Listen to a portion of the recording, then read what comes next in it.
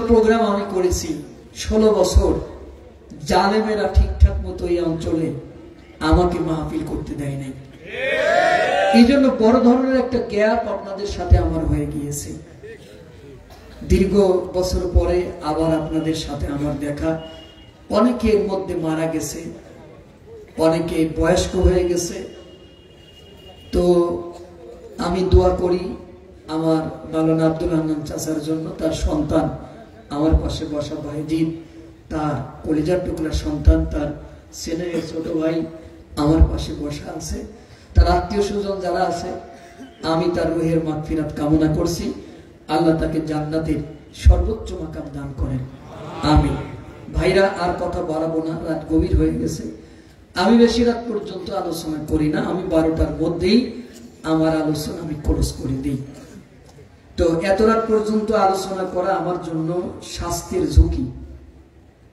আমি বেশি রাত পর্যন্ত এখন আর কথা বলতে পারি না। আর মাইক অপারেটরকে বলবো যে পাওয়ার আরো বাড়াইতে হবে। এই মঞ্চের ভিতরে মাইক আছে কয়টা? প্যান্ডেলে? হ্যাঁ, 6টা। তুমি একটু এদিক সেদিক ঘুরাই, একটু মাইকের পাওয়ারটা বাড়াই দাও, তাহলে আমার জন্য ভালো হবে আর তোমার অনেক সুনাম হবে। ঠিক আছে? যে একটু মাইক ঘোরায় দাও, প্যান্ডেলের দিক ঘোরায় দাও। এত বড় প্যান্ডেলে আরো কিছু বেশি মাইক দেওয়া উচিত ছিল। তো ভাইরা, আমি মঞ্চে বসার পরে ওই আমার কাছে অনুরোধ আসছে, যারা কমিটি থেকে একজন অনুরোধ করলো একটি গজল আমি 2005-এর মানে এই 2024-এ 5 তারিখের পরে আমি লিখেছিলাম। তা এই গজল অনলাইনে ব্যাপক ভাইরাল হয়েছে। তো তাদের অনুরোধ, এই গজলটা আমার গাইতে হবে। তো এখন আমি কি করব বলেন? আমি এই গজল গাইলে খালাম বা বেজার হবে? পোলা পান রে পালাই গেলাম তোদের কারণে। এই সাউন্ড বক্স ছেড়ে না, ঠিক আছে, মনিটর ছেড়ে দেন, ফুল না লাগে মনিটর আওয়াজ দেন, তাহলে ঠিক হবে। তা আমি ইকো আরো কমবে, আর ইকো আরো কমবে, হালকা ইকো থাকবে। তো আমি একা গাইবো না আপনারাও গাইবেন? সবাই গাবেন না আপনারা? ও পোলা পান রে পালাই গেলাম তোদের কারণে। এই পাশ থেকে গান তো দেখি। ও পোলা পান রে,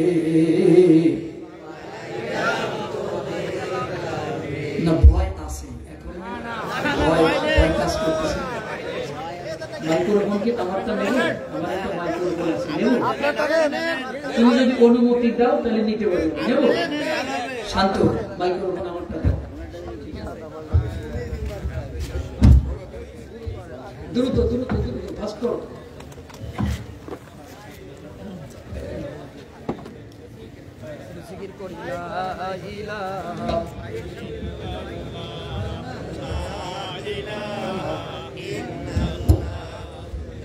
আগে এটা দিয়ে বলুন।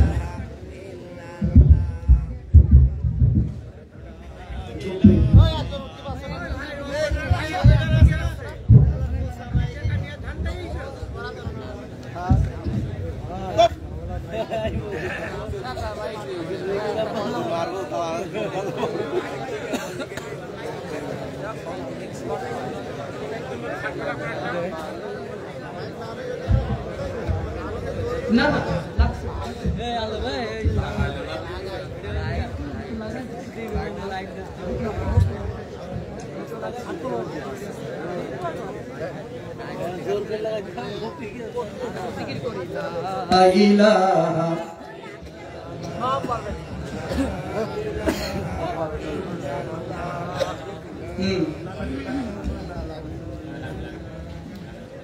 প্রথমে লাগাইছে, লাগছে।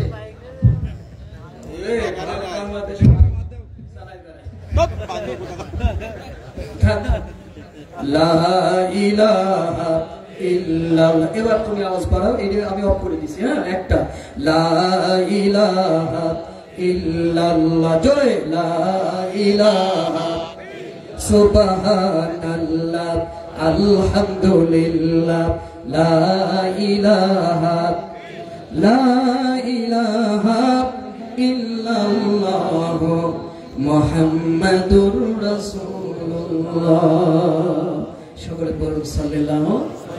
তো আমরা আবার গাই, ও পোলা পান রে পালাই গেলাম তোদের কারণে। সবাই, ও পোলা পান রে পালাই গেলাম তোদের কারণে। রিজাফান বস্তায় ভরি দিনের ভোর রাতে করি, ঠিক না? রিজাফান বস্তায় ভরি দিনের ভোর রাতে করি। উন্নয়নের গান ধরি, উন্নয়নের গান ধরি, তবু তোদের মন পাইলাম না রে। পালাই গেলাম তোদের কারণ। সবাই, ও পোলা পান রে পালাই গেলাম তোদের কারণে। আমি এখন বাংলা শাড়ি পরে আসি মামা বাড়ি, ঠিক না? কোথায় পড়ে আছে? শহীদ আল্লামা দেলোয়ার হোসেন সাইদ বলেছিলেন, তোমরা আমাদেরকে মৌলবাদী বলো, তোমরা আগাবাদী। ওই আগায় কয়জনে থাকো, মূলে আছি 12 কোটি। বেশি লাভালাভি করবো না, 12 কোটিতে গাছের গোড়া ধরে আস্তে করে নাড়া দেব, মামা বাড়ি দিল্লি গিয়ে পড়বা। তার কথা কয় পার্সেন্ট ঠিক? শহীদ আল্লামা দেলোয়ার হোসেন সাইদ যে জীবন্ত আল্লাহর ওলি ছিলেন, এ ব্যাপারে কোনো সন্দেহ। এমন আল্লাহর ওলি হওয়ার পরেও তার দরবারে কেউ গরু ছাগল নিয়ে যায় না। আর আমাদের আল্লাহর ওলিরা এক হাতে গরুর দড়ি আর এক হাতে ডিঙি।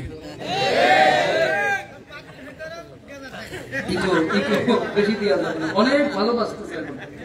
আমি এখন বাংলা শাড়ি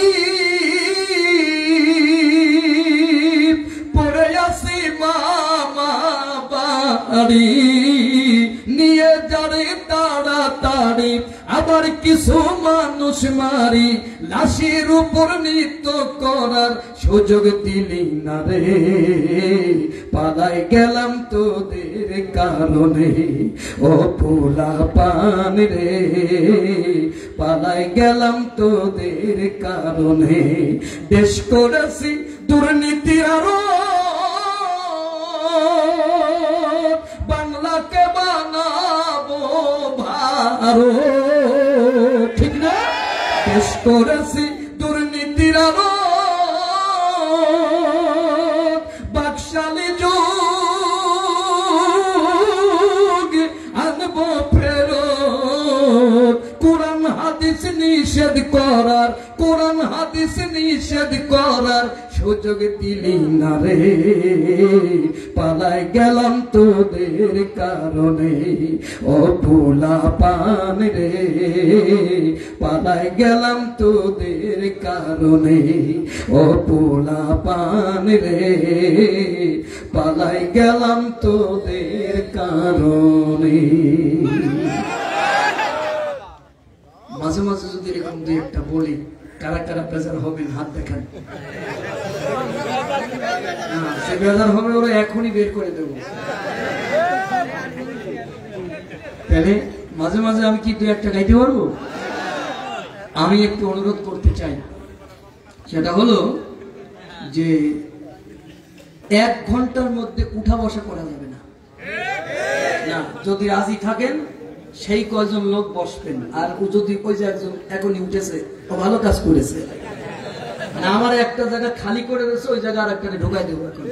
মানে 1 ঘন্টার এই পাশে কোনো উঠা বসা করা যাবে না। আপনারা কি যদি রাজি থাকেন এক চাপেন, রাজি না থাকলে উঠে যান।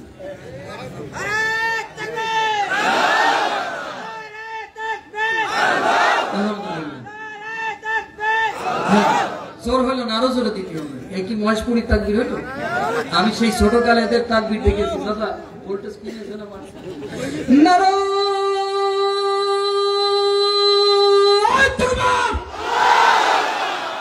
এটা ছিল আপনাদের তাকবীর, 16 বছর আপনাদের ভোল্টেজ কমে গেছে।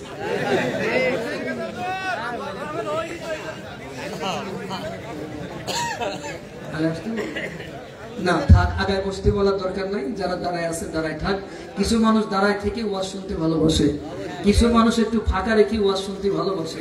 এই বেশি ডিস্টার্ব করলে আবার উঠে মিষ্টির দোকানে চলে। সেই জন্য আমরা, এটা আমার অভিজ্ঞতা থেকে আমি বলতেছি, না ডিস্টার্ব করি, যে যেভাবে আছে থাকুক। কারণ যদি মন চায় ভিতরে ঢুকে বসতে পারে, কেউ তারে মানা করবে না, ঠিক না? তো যাই হোক, একটু রিভাব কমবে, মানে তোমরা ডিস্টার্ব হইও না, ঠিক আছে? আমার দাওয়াত বাড়বে মানে তোমাদের দাওয়াত বাড়বে।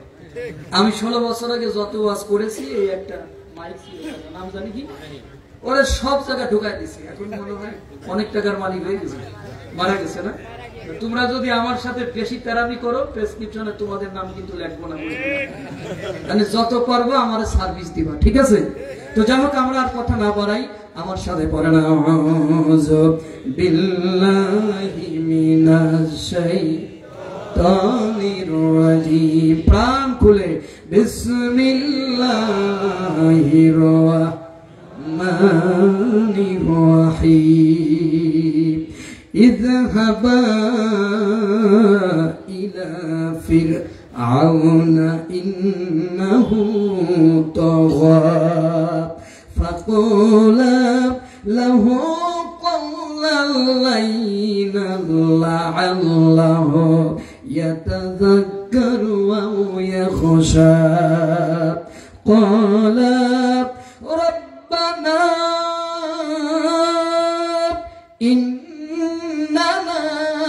نخاف أن يفرط علينا أو أن يطغى। আমার সাথে পূর্ণ সাদাকাল্লাহুল আযীম। সম্মানিত ভাইরা, আমার কথা কি শোনা যাচ্ছে? কোনো সমস্যা নাই।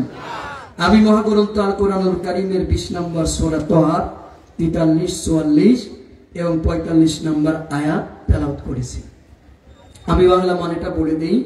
এখানে আল্লাহ বলেছেন, যাও ইজহাবা ইলা ফিরআউনা ইন্নাহু তাগা, তোমরা দুজনে ফিরআউনের কাছে যাও, সে খুব বেড়ে গেছে, অবাধ্য হয়ে গেছে, সে জালেম হয়ে গেছে।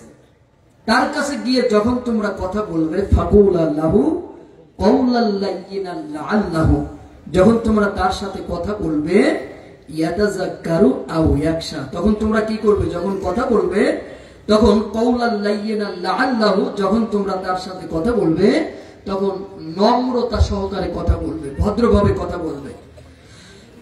ইয়াতাযাক্কারু আও ইয়াখশা, হয়তো সে ভেবে দেখবে, নয়তো সে হয়তো উপদেশ গ্রহণ করবে, নয়তো সে ভীত হবে। তারা বলল, ক্বালা রব্বানা, হে আমাদের রব, ইন্নানা নাখাফু, নিশ্চয়ই আমরা ভয় পাচ্ছি, আইয়াফরুতা আলাইনা আও আইয়াতগা, সে আমাদের সাথে বাড়াবাড়ি করবে অথবা আমাদের উপরে চড়াও হবে। রব্বুল আলামিন এই আয়াত সংক্রান্ত কিছু কথা বলবার তৌফিক আমাকে দেন, আর সকলকে শুনে বুঝে আমল করবার তৌফিক দেন, বলেন আমিন। আরো জোরে বলেন আমিন। আলহামদুলিল্লাহ। তো সম্মানিত বন্ধুগণ, আমি যে আয়াতটা তেলাওয়াত করেছি, এটা নিয়ে আজকে আপনাদের এখানে কিছু আলোচনা করতে চাই ইনশাআল্লাহ। এখানে আল্লাহ বললেন, ইজহাবা ইলা ফিরআউনা ইন্নাহু তাগা, তোমরা দুজনে ফিরআউনের কাছে যাও। এটা হুকুম না অনুরোধ? হুকুম। তো এই কথা যখন, এই যে এই লোকটা উঠতেছে কেন বলেছিলাম, মানে এই কথা কি বোঝে না? বলেছিলাম যে 1 ঘন্টার আগে এখান থেকে ওঠার দরকার নেই, এই উঠা বসা করলে মন খারাপ হয়। তো আল্লাহ মুসাকে যখন অর্ডার করলেন, তোমরা দুজনে ফেরাউনের কাছে যাও, এই যে অর্ডার, তখন মুসা কি গিয়েছিল না যায়নি? আওয়াজ করবেন, তাফসিরে কথা বলবেন। আমি একটা ক্লাস নেব, আমি একটা নোট নিয়ে পড়ছি, মানে আপনাদের এখন আমি পড়াবো, যদিও আপনাদের পড়ানোর যোগ্যতা আমার নাই। এখানে মুসা আলাইহিস সালাম গেলেন। মুসা আলাইহিস সালাম গিয়ে কি বললেন? প্রথম কথা, লা ইলাহা ইল্লাল্লাহু মুসা কালিমুল্লাহ, আল্লাহ, আমি আল্লাহর প্রেরিত রসুল, তুমি কালিমা পড়ে নাও। সাথে সাথে ফিরাউন বলল, ফামার রব্বুকুমা ইয়া মুসা, আনা রব্বুকুমুল আলা, আমি তো সবচেয়ে বড় রব, তুমি কোন রবের উপর আমার ঈমান আনতে কও? আমি ছাড়া তো কোন রব আর কাউরে দেখি না। মুসা আলাইহিস সালাম বললেন, রব্বুনাল্লাযী আ'তা কুল্লা শাইইন খালকাহু সুম্মা হাদা, আমার রব হচ্ছেন তিনি যিনি পৃথিবীর প্রতিটা বস্তুকে তার যোগ্য আকৃতি দিয়ে তৈরি করেছে। শুধু তৈরি করে নাই, সাথে সাথে তার চলার রাস্তা বলে দিয়েছে। সুবহানাল্লাহ। চলার রাস্তা বলে দিয়েছে, শুধু সৃষ্টি করে নাই, তার পারফেক্ট আকৃতি দিয়েছে। নাকটা যে জায়গা থাকার কথা, এই জায়গা না থেকে যদি ঘাড়ে থাকতো, খাবার নিয়ে আপনি মুখে দিলে পচা তো পচা, দুর্গন্ধ হলে উঠে পাইতেন না। কিন্তু এখন আপনি খাবারটা মুখে দেওয়ার আগেই নাক আপনারে বলে দিচ্ছে, তুমি খাইও না, এটা তোমার জন্য পারফেক্ট না, এটা রিজেক্ট হয়ে গেছে। তাহলে এই যে একটা সৃষ্টির কলা কৌশল আপনি দেখে চিন্তা করেন। এই জন্য আল্লাহ বলেন, ফাবি আইয়ি আলাই রাব্বিকুমা তুকাযযিবান, বান্দা তুমি আমার কোন নিয়ামতকে অস্বীকার করবে? সুবহানাল্লাহ। আমি সুন্দরবনে গিয়েছিলাম অনেক আগে, তো যাওয়ার পরে আমার ওখানে মাহফিলে গিয়েছিলাম, কমিটিরে বলেছিলাম যে আমার একটু সুন্দরবন দেখাতে হবে। তা সুন্দরবন আমি সংক্ষেপে বলি, যতটা আমি দেখলাম, বড় একটা নদী চারিপাশে, নদীর থেকে ছোট ছোট খাল গভীর জঙ্গলে ঢুকে গেছে। তা আমি তাদের প্রশ্ন করলাম যে এই খাল কি সরকার কেটেছে? তো বলল না, এটা আল্লাহ কেটেছে। তা বলে যে কেন এই খালগুলো ভিতরে ঢুকানো হয়েছে?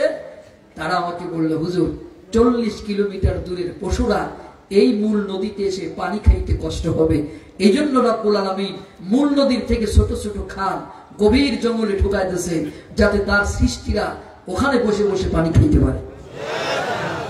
তাহলে রব দাবি করলে কি রব হওয়া যায়?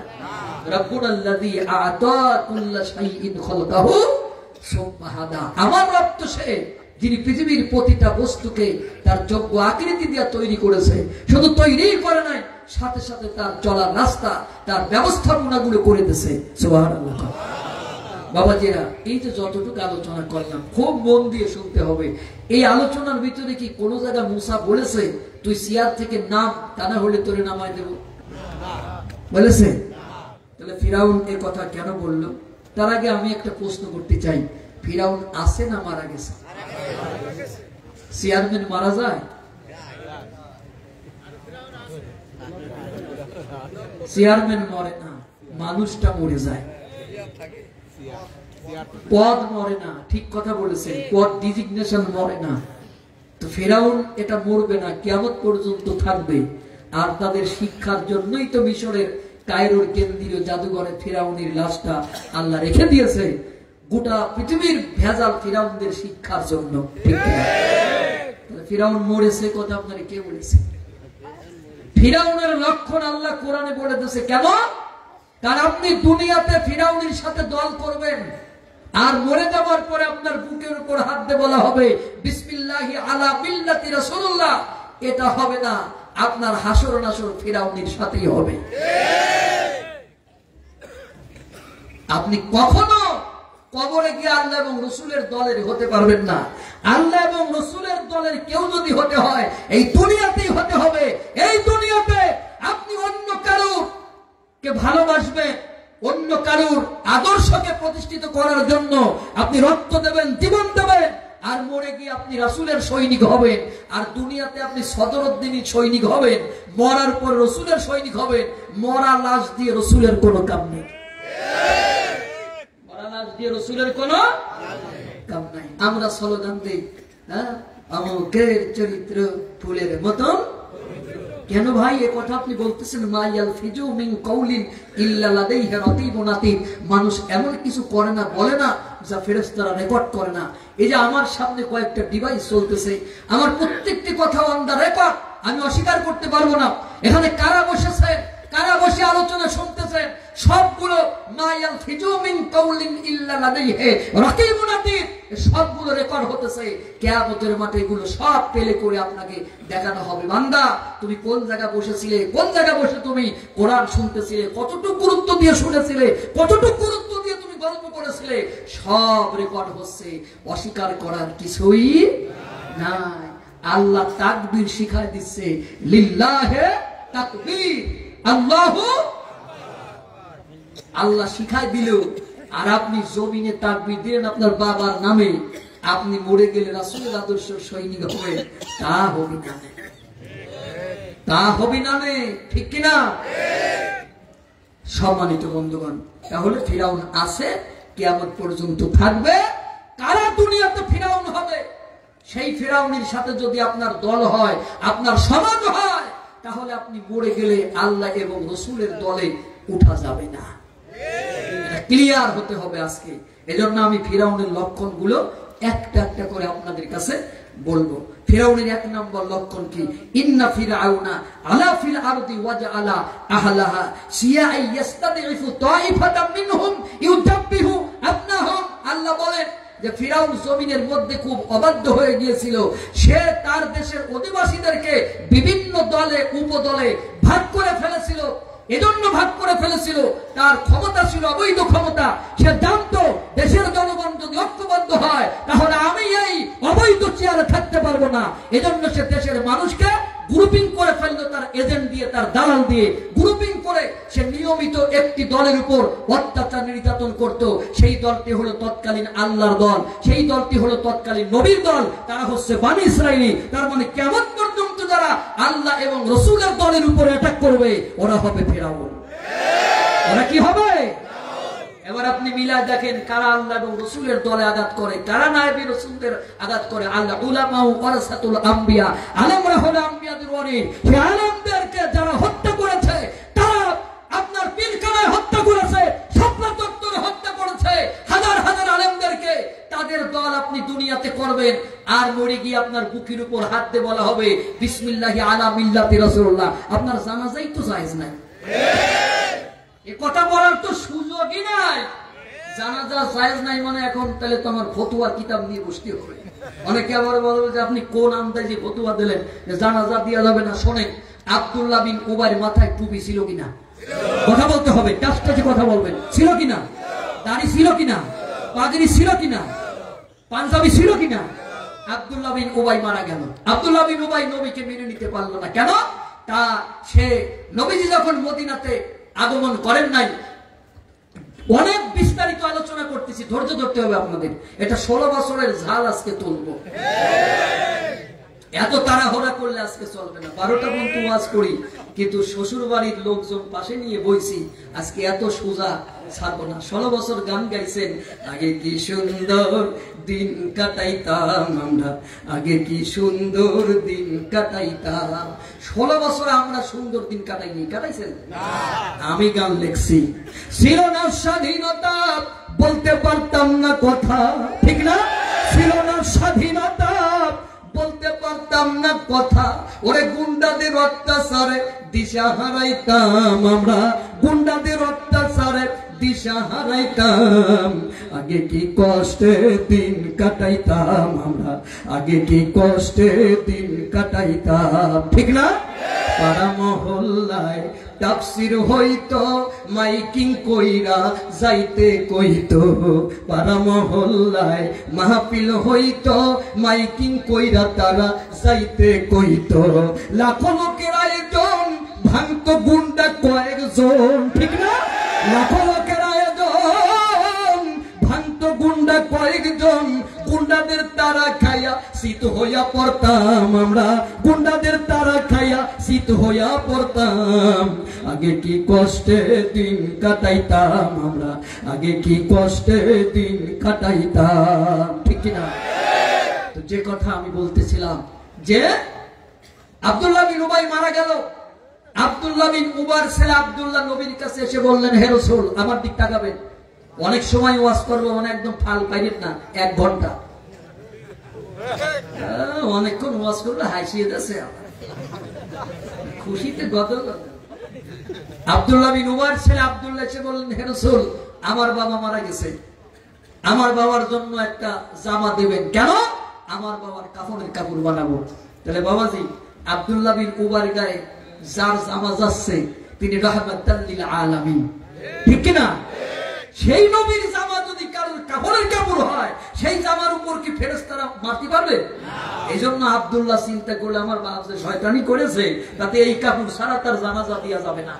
এই জন্য একটা কাপড় নিয়ে গেল, জানাজার দাওয়াত দিলেন জনাবে মুহাম্মদ রাসূলুল্লাহ সাল্লাল্লাহু আলাইহি ওয়াসাল্লামকে, যেই নবী সম্পর্কে আল্লাহ বলেছেন ওমা আরসালনাকা ইল্লা রাহমাতাল লিল আলামিন, সেই নবী যাচ্ছে জানাজা দিতে। আমার মতন টুকু ঢুকনে কোনো মোল্লা না, বিশ্ব নবী যাচ্ছে। যে নবী মনে মনে যা বলতেন আল্লাহর দরবারে তাই কবুল হতো। সুবহানাল্লাহ। তো নবীজি যাচ্ছে, ওমর বলে হে রাসূল, এই বেটা মুনাফিক, এই বেটার জানাজা আপনি দিতে পারেন না, এটা হয় না, এটা যায় না। নবীজি যাচ্ছেন, ওমর অনেক থামানোর জন্য দাঁড়ান, হুজুর যাবেন না, আপনার এই জায়গা মানাচ্ছে না। খুব জোরাজুরি করতেছে, যাওয়া যাবে না। আল্লাহ পাক ওহী নাযিল করলেন, ইস্তাগফির লাহুম আও লা তাস্তাগফির লাহুম ইন তাস্তাগফির লাহুম ৭০ মাররা। নবীরে তুমি যদি তার জন্য দোয়া করো আর নাই করো দুটোই সমান। যদি তুমি তার জন্য ৭০ বার দোয়া করো আল্লাহ কবুল করিবে কয়বার? আমাদের মতো টুকু টুকুনি মৌলবী কয়বার দিলি কবুল হবে? ওই মুনাফিকের জাত বাংলাদেশে আছে কি নাই? তাহলে ওদের দোয়া যদি আমরা ৭০,০০০ বার করি তারপরে কবুল হবে না। নবীজি ৭০ বার করলে যদি কবুল না হয়, আমাদের ৭০,০০০ বার পড়া লাগবে কেন? আমরা তো নবীর মতো অমনটা হতে পারি নাই, পেরেছি? আমরা টুকু টুকুনি মৌলবী, সুবিধাবাদী মৌলবী। ওই যে এক এলাকায় ৩ জন মাতবর, ইব্রাহিম, মুসা, টুকু। ইব্রাহিম মসজিদের সভাপতি, মুসা সেক্রেটারি, টুকু ক্যাশিয়ার। ৩ জনে মিলে এক ইমামের ইন্টারভিউ নিচ্ছে।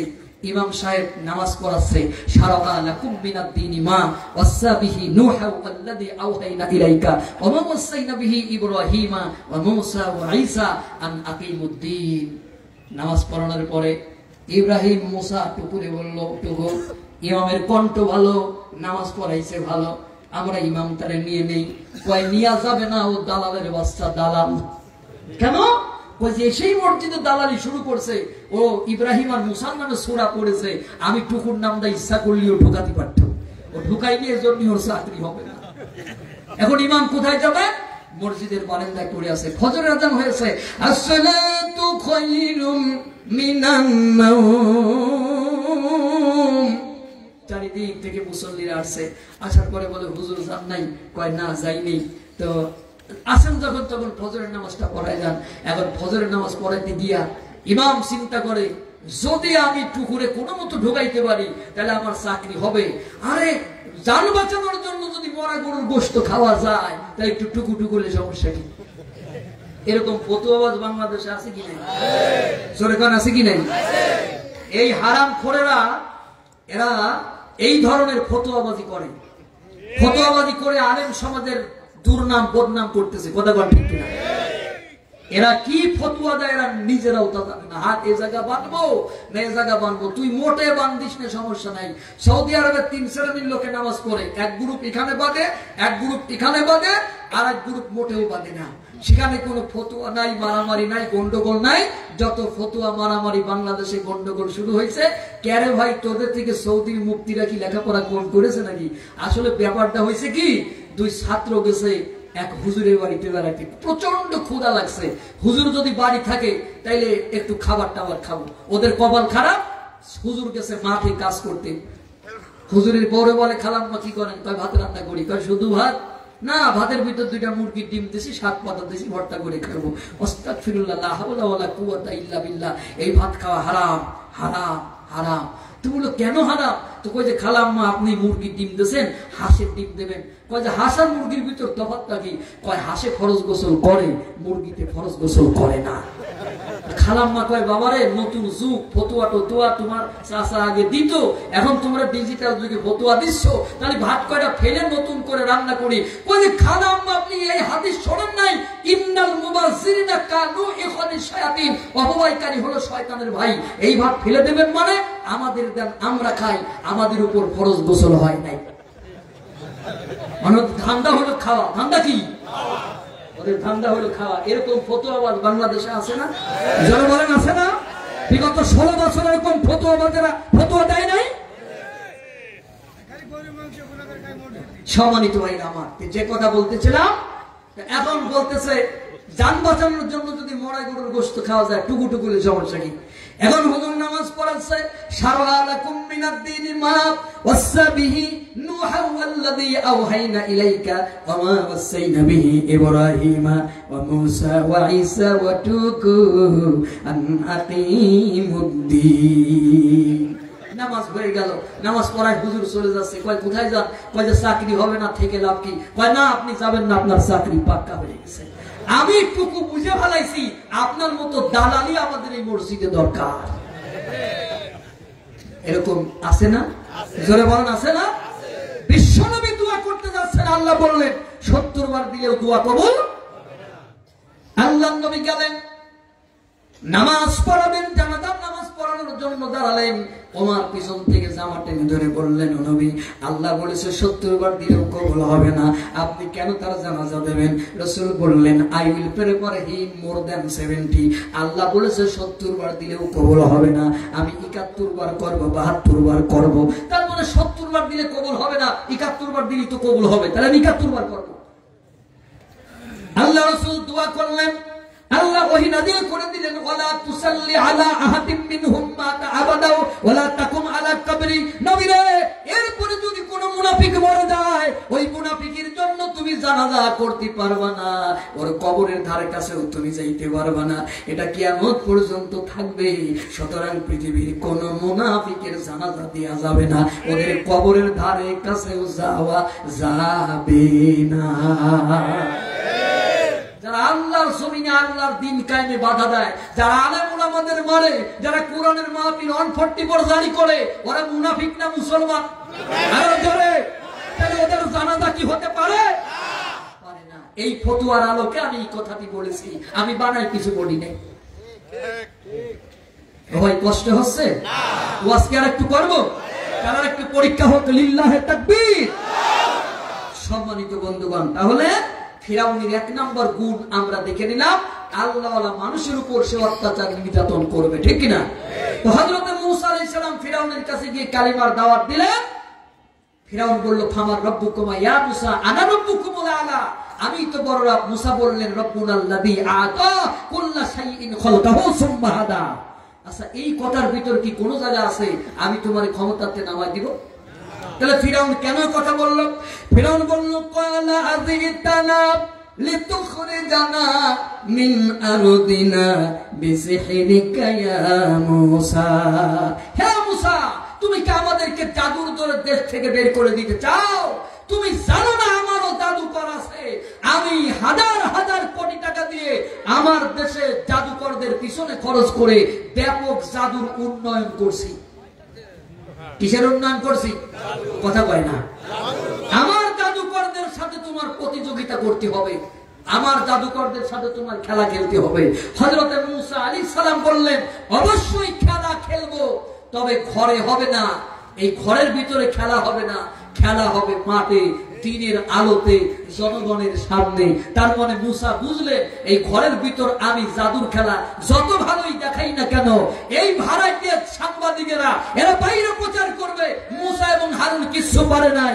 এই জন্য খেলা যদি হয় ওটা মাঠে হতে হবে, দিনের আলোয় হতে হবে, তাহাজ্জুদ পড়ি আর খেলা খেলা যাবে না। একজন মাঝে মাঝে বলল, খেলা হবে, ফখরুল শাহ পালাবো না, পালাবো না, প্রয়োজনে আপনার বাড়ি গিয়ে উঠবো বলেছিল না? আমি পালাবো না। কোথায় গেছেন আপনি কাকু? ভাই কষ্ট হচ্ছে? কষ্ট হয় না? আলহামদুলিল্লাহ। শোনেন, বেশিক্ষণ ওয়াজ হবে না, ধৈর্য ধরে বসেন। তো হযরতে মুসা আলাইহিস সালাম বলতেছে খেলা হবে। কোথায় হবে? আরো জোরে কর। তোমার এই ঘরে হবে না। কেন? ঘরে যে কয়টা মিডিয়া আছে, এই মিডিয়া সব তোমার ভাড়া করা দালাল। আমি ঘরের মধ্যে যতই ভালো খেলা দেখাই, তোমার মিডিয়া প্রচার করবে মুসা হারুন কিচ্ছু করে নাই। এজন্য যা হবে দিনের আলোয় জনগণের সামনে হবে। চলো খেলা হবে। হযরতে মুসা আলাইহিস সালামের কথা শুনে ফিরআউন রাজি হয়ে গেল।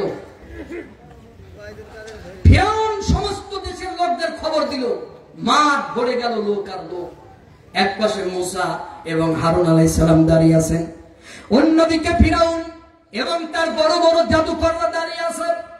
ফিরআউনরা তুচ্ছ তাচ্ছিল্য সহকারে হযরত মুসা আলাইহিস সালামকে বলেন, ক্বালু ইয়া মুসা ইম্মা আন তুলকিয়া ওয়া ইম্মা আন নাকুনা আউওয়ালা মান আলকা। হে মুসা, হয় তুমি তোমার জাদুর লাঠি নিক্ষেপ করো, না হয় আমরা প্রথমে নিক্ষেপ করি।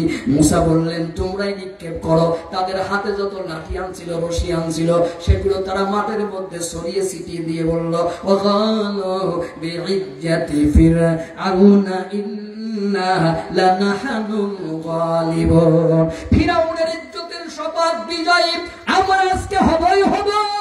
এই কথার মানে ওরা ফিরআউনেরই লোক, ঠিক কিনা? ওদের হাতে যত লাঠি ছিল, রশি ছিল, সবগুলো ওরা মাঠের মধ্যে ছড়াই দিয়ে জাদু দিয়ে সাপ বানাই দিল। সাপ দেখলে মানুষের ভয় লাগে না আনন্দ লাগে? সাপের ভয়ে মানুষগুলো দৌড়াদৌড়ি করতেছিল, সাপের ভয়ে মানুষগুলো লুকানোর চেষ্টা করতেছিল। তার মানে ফিরআউনের আর একটা গুণ বুঝে নিলাম, ফিরআউনের আর একটা চরিত্র, জনগণকে ভালোবাসে না, জনগণের আনন্দ দেয় না, জনগণের শুধু ভয় দেয়। ভয় দিয়ে যে কয়দিন ক্ষমতায় রাখা যায়, এই জন্য তৈরি হয়েছিল আয়না ঘর। কি তৈরি হয়েছিল? কারণ ভয় দিয়ে যে কয়দিন ক্ষমতায় থাকা যায়। জাদুকরদের রশি লাঠি সাপ হয়ে মাঠের মধ্যে দিয়ে ছড়া করতে লাগলো।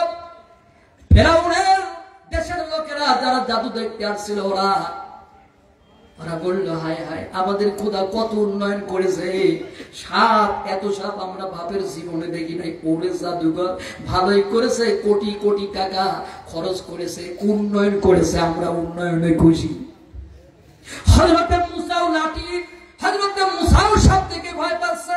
আল্লাহ রাব্বুল আলামিন বললেন, ফাআওহাইনা ইলা মুসা আন আলকি আসা। ও মুসা, তোমার হাতে যে লাঠি আছে ওটা মাটির উপর ফেলে দাও। ফাইযা হিয়া তালকাফু মা ইয়াফিকুন। ওরা যা কিছু বানাইছে এগুলো জাদুর খেল ছাড়া কিছুই না, সবগুলোকে গ্রাস করে ফেলে দেবে। হযরত মুসা আলাইহিস সালাম লাঠিটা যখন মাটির উপর ফেলে দিলেন, বিরাট একটা অজাগার হলো। ওই অজাগার নিঃশ্বাস দেয়, আর নিঃশ্বাসের সাথে সাথে জাদুকররা যত সাপ বানাইছিল সমস্ত সাপগুলো মুসার লাঠির পেটের ভিতরে ঢুকতে যায়। তখন আরেকজনের বলে, ভাই, আরে উন্নয়ন সব তো মুসার লাঠির পেটের ভিতর চলে গেল। উন্নয়ন এখন যাচ্ছে কোথায়? কথা বল না কেন? লাঠির পেটে উন্নয়ন ঢুকতেছে। আরে আমাদের খোদা তো কিছুই পারে না রে। আরে রব যদি মানতে হয় তাহলে মুসার আল্লাহর রব মানা দরকার। এ শয়তান তো কিছুই পারে না, ওর জাদুকররা যা বানাইছে, এ তো মুসার লাঠির পেটের ভিতরে সব উন্নয়ন ঢুকে গেছে। তো 16 বছর যে উন্নয়ন করেছে, তা আলু পটল পেঁয়াজ কিনতে জনগণের মাথা খারাপ হয়ে যাচ্ছে। কথা কর।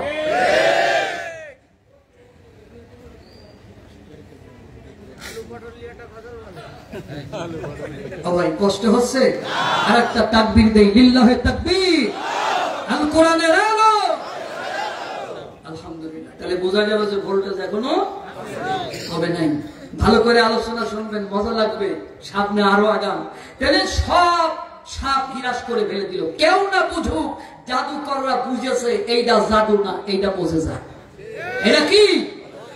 এজন্য জাদুকররা বলল, ফাবুলকিয়াস সাহারাতু সুজ্জাদান ক্বালু আমান্না বিরাব্বি হারুন ওয়া মূসা। আমরা বিশ্ব পালন কর্তার উপর বিশ্বাস স্থাপন করলাম যিনি মুসা এবং হারুনের রব। সুবহানাল্লাহ। জাদুকরদের ঈমান আনা দেখে ফিরাউন চিন্তা করলো জাদুকররা ছিল আমার ভয় দেখানোর অন্যতম হাতিয়ার। এই দেশের জনগণ তাদের ভয় পাইতো, এই কারণে আমি অবৈধ ক্ষমতায় টিকে আছি। সেই জাদুকররা যদি ঈমান এনে নেয় এই দেশের জনগণ ঈমান এনে নেবে, আর জনগণ যদি ঈমান এনে নেয় তাহলে আমার গতি নড়বড়ে হয়ে যাবে। এই জন্য জাদুকরদের দিক তাকাইয়া কৌশল নিল। সেই কৌশলটা হলো ক্বালা আমানতুম লাহু ক্বাবলা আন আযানা লাকুম ইন্নাহু লাকাবীরুকুমুল্লাযী আল্লামাকুমুস সিহরা। আল্লাহু আকবার বলে।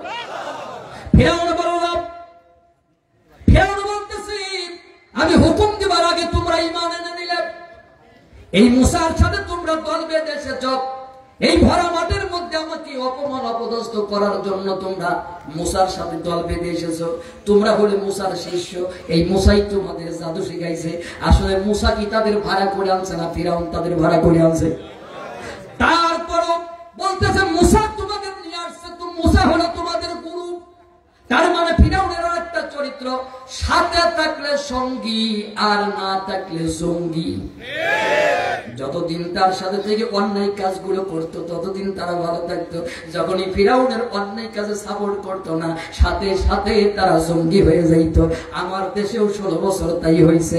যারা তার অপকর্মের দোষরও হয়েছে, তারা মোটা অঙ্কের টাকা পাইছে, বড় বড় পদ পাইছে। যারা তার কথা শুনে নাই, গোটু আয়না ঘর।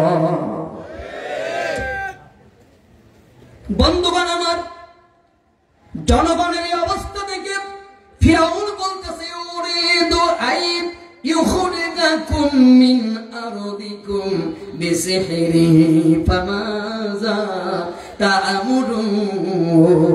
হে দেশের জনগণ, তোমরা এত খুশি হচ্ছ কেন? ওই বেটা জাদুর জোরে তোমাদেরকে দেশ থেকে বের করে দিতে চায়। এখন তোমরা আমারে কি হুকুম দিচ্ছ? আচ্ছা, দেশের জনগণ কি ফিরাউনের পক্ষে ছিল? আসতে কোনকে ছিল? ছিল না। সে বলতেছে হে দেশের জনগণ, ফিরাউন জাদুর জোরে আমাদেরকে দেশ থেকে বের করে দিতে চায়। এখন তোমরা আমাকে কি সিদ্ধান্ত দিচ্ছ বলো? দেশের জনগণ তো আর ফিরাউনের পক্ষে নাই। তারপরেও সে জনগণ ধরে ডাক দিচ্ছে কেন? তার মানে আমার দেশেও এরকমের কিছু নেতা আছে, দেখবেন ভোট পাবে হলো 300টা, অথচ প্রতিটা পোস্টারের গায়ে লেখা থাকে প্রচারে জনগণ। ভোট পাবে কয়শোটা, কিন্তু প্রত্যেকটা পোস্টারে লেখা থাকে প্রচারে জনগণ। মানে ও জনগণের দেখাইতে চায়, আসলে তো জনগণ ওর সাথে নাই। এরকম নেতা আপনাদের এলাকায় আছে না? শোনেন, এক এলাকায় পুলিশ পেট্রোল ডিউটিতে যাচ্ছে, তো কিছু দূরে গেলে দেখে যে একটা লোক গাছ কাটতেছে। তো ওরে বলতেছে ভাই গাছ কাটো কে? তো কয় স্যার জনগণ। তো পুলিশ চলে গেছে। জনগণের গাছ জনগণ কাটবে, তাতে আমার সমস্যা কোথায়? চলে গেছে। আবার কিছুদিন পরে পুলিশ যাচ্ছে, দেখে ওই লোকটা গাছ কাটতেছে। ভাই গাছ কাটো কে? কয় জনগণ। তো পুলিশ চলে গেছে। আবার একদিন যাচ্ছে, দেখে ওই লোকটা গাছ কাটে। তো পুলিশ বলে ভাই গাছ কাটো কে? কয় স্যার জনগণ। অফিসার কয় এই কনস্টেবল ধরে নিয়ে আয়। আর ধরে এনে সর একটা দিয়ে কয় বিয়াদব, তোরে 3 দিন জিগালাম গাছ কাটিস কে? তুই বলিস জনগণ, তোরে ছাড়া আর একটা লোকের দেখলাম না, বাকি জনগণ কোথায় গেল বল? তুই একা একা কি করে জনগণ হয়? তো কয় স্যার আমি মিথ্যা কথা কই নাই, আল্লাহর কসম আমার বাপে আমার নাম রাখছে জনগণ।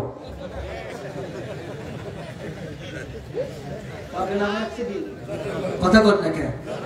সেজন্য আপনি সেদিনই জিগাইছেন গাছ কাটিস কে, আমি কই জনগণ, স্যার আমার নামই জনগণ।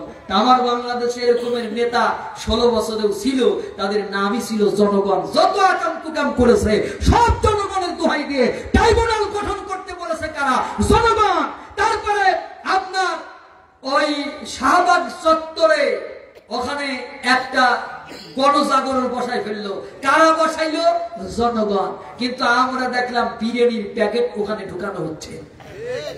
মানে জনগণ যেখানে বিরিয়ানির প্যাকেট, সেখানে আপনারা এই যে এতগুলো মানুষ, হাজার হাজার লোক এখানে হয়েছেন, কেউ কি আপনারা একটা প্যাকেট ধরাই দেবে? কেউ কি আপনার পকেটে 100 টাকা দিবে? এখানে এসেছেন নিজের টাকা খরচ করে, নিজের বাড়িতে খেয়ে। কেন এসেছেন? আল্লাহর কোরআনের ভালোবাসায়, ঠিক কিনা? কেউ আপনাকে এই ঋণ আল্লাহ সারা পৃথিবীর কেউ শোধ করতে পারবে না। এই মূল্য পৃথিবীর কেউ দিতে পারবে না আপনার এই কোরআনের প্রতি ভালোবাসা, ঠিক কিনা? সম্মানিত বন্ধুগণ আমার, তো কি হলো? জনগণকে বললো তোমরা কি হুকুম দিচ্ছ? জনগণ তো নাই, আছে কিছু চাল চোর, আটা চোর, গম চোর। 16 বছর ধরে যারা চুরি করে খাইছে, মানে আর 16 বছর বলতেছি, মানে ফিরাউনের আমলে যারা চুরি করে খাইছে, এই চোরেরা চিন্তা করলো ফিরাউন হয়তো পালাই গেলেও যাইতে পারে, আমরা তো পালাইতে পারবো না। আমরা যদি দেশে থাকি, 16 বছর যাদের উপর অত্যাচার করেছে, নির্যাতন করেছি, এরা আমাদের হাড্ডি গুড্ডি মাটির সাথে মিশায় ফেলাবে। তাই যে করে হোক ফিরাউনি ঠেকাতে হবে। ফিরাউনি ঠেকাতে হলে আমাদের রাতের দিনের ভোট রাতে করতে হবে, কারণ জনগণ তো আমাদের সাথে নাই, শুধু সিল মারতে হবে। আমাদের 18 নির্বাচনে আমার এক মামা কয় যে মামা আপনার আইডি কার্ডের নাম্বার কর। আমি বললাম যে নাম্বার দিয়ে কি করবা? কয় যে 172টা দিছি, আপনারটা দিয়ে 73টা পুরোবো। জনগণ তো সাথে নাই। সেই সমস্ত চোরেরা ফিরাউনকে বলল আকালাল মালাউ মিন কওমি ফিরআউন আতাযারু মূসা ওয়া কওমাহু লিয়ুফসিদু ফিল আরদ। তারা বলল তুমি মূসা এবং তার জাতির লোকদেরকে এমনি এমনি ছেড়ে দেবে, তারা দেশের মধ্যে বিপর্যয় তৈরি করে বেড়াক। ফিরাউন বলল কখনো না, আমি তাদের পুত্র সন্তানদের জবাই করব, কন্যা সন্তানদের দাসীবান্দি বানাবো, ওয়া ইন্না ফাওকাহুম কাহিরুন, আমি তাদের উপর প্রবল কর্তৃত্বের অধিকারী। এই কথা বলার পরে জাদুকরদের বিচার শুরু করে দিল। তার মানে ফিরাউন যেখানে জনগণ ফিরাউনের থেকে মুখ ফিরায় দিত, সেখানে একটা আদালত বসায় ফেলাতো, বিচার শুরু করে দিত। আর বিচার শুরু করে দিলে দেশের জনগণ জেলখানায় যাওয়া ভয় করত। আমরা বিগত 16 বছর ধরে দেখেছি, জনগণ যদি একটু আন্দোলনে সাড়া দিত, সাথে সাথে কেসগুলো নিয়ে একটু নড়ে সরে বসতো, কোর্টে ডাকাডাকি শুরু হতো, পুলিশে মাঝে মাঝে দাঁড়াইত। তার মানে যাতে দেশের লোক আন্দোলন সংগ্রাম করতে না পারে। ফিরাউনও তাই করলো, ওই মাঠের মধ্যে বিচার শুরু করে দিল।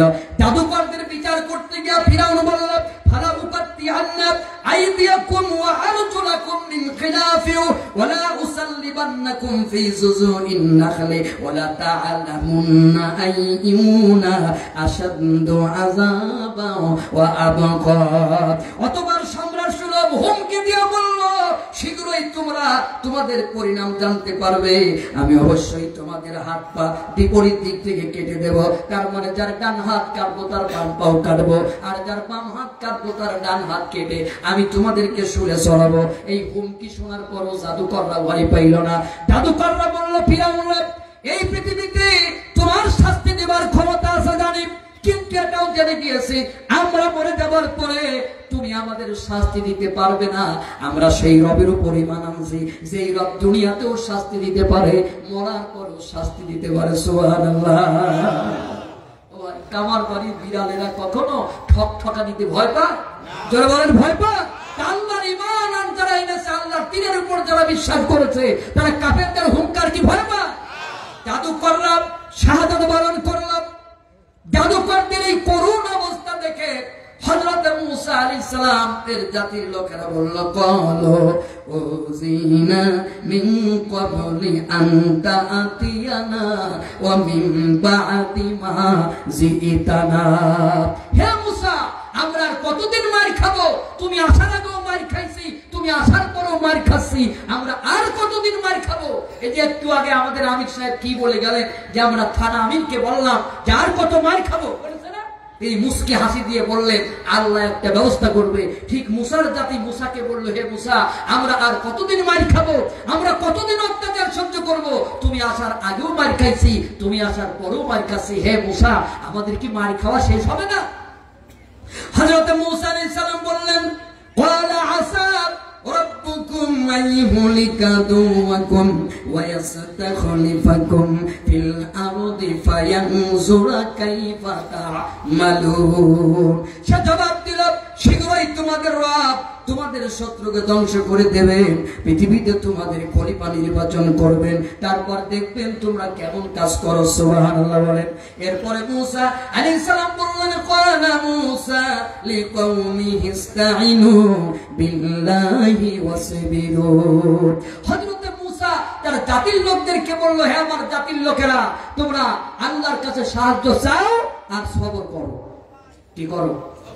কষ্ট হচ্ছে আপনাদের? না, আওয়াজ শুনে বুঝেছি কষ্ট হচ্ছে। সবর করো। সবর মানে কি? সবাই মিলে কোন? ধৈর্য ধরা মানে কি? মানে সবর করা মানে ধৈর্য ধরা। ধৈর্য ধরা মানে কি? আমি তো মনে করি ধৈর্য ধরা মানে মার খাওয়া। না, একটু উদাহরণ দেই, আমার দিক টাকা থাকে। একটা লোক মার খাচ্ছে, তার কাছে গিয়ে একটা লোক বলতেছে, ভাই ইন্নাল্লাহা মাআস সাবিরিন, আল্লাহ ধৈর্যশীলের সাথে আছে। ও চিন্তা করলো তাহলে মায়ের আমি আরো খাই। মায়ের খাওয়া এটা ধৈর্যের ব্যাপার। বলে যে আমাদের ইমাম সাহেব খুব ধৈর্যশীল মানুষ। কেন? বলে লাঠি কুটা যাই খাক আমাদের মসজিদ ছাড়ে না।